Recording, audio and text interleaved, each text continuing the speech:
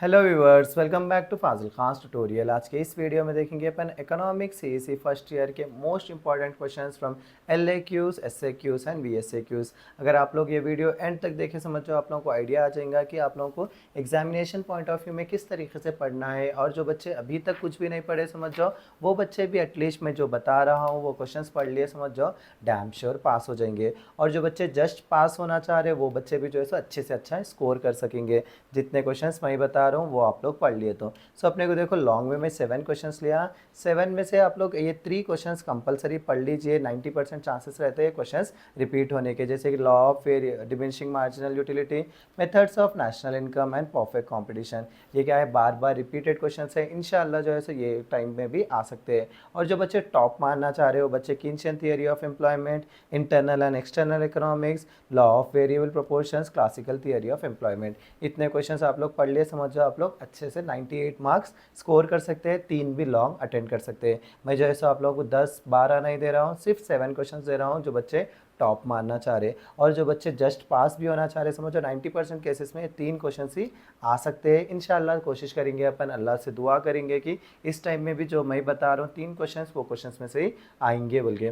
Next short answers की बात करें तो अपन utility, what are its types, analyse the characteristics of words, what are the factors that determine the demand, explain the reasons for negative sloping demand curve, what is monopoly, what are its characteristics, what are the determining factors of real wages, what is statistics, explain its relationship with economics, point out the redemption methods of public debt, distinguish between microeconomics and macroeconomics, explain the exception to the law of demand, explain the relationship between average cost and marginal cost, explain the growth definition of economics, what are the sources of public revenue, define inflation and explain its types, what is arithmetic mean, what are its merits and drawbacks। सो इतने questions आप लोग अच्छे से कर लिए समझो, damn sure इसमें से ही आप लोगों को एग्जामिनेशन पॉइंट ऑफ व्यू में आ सकते हैं। देखिए नेक्स्ट अपन बात करेंगे वेरी शॉर्ट आंसर्स क्वेश्चंस की।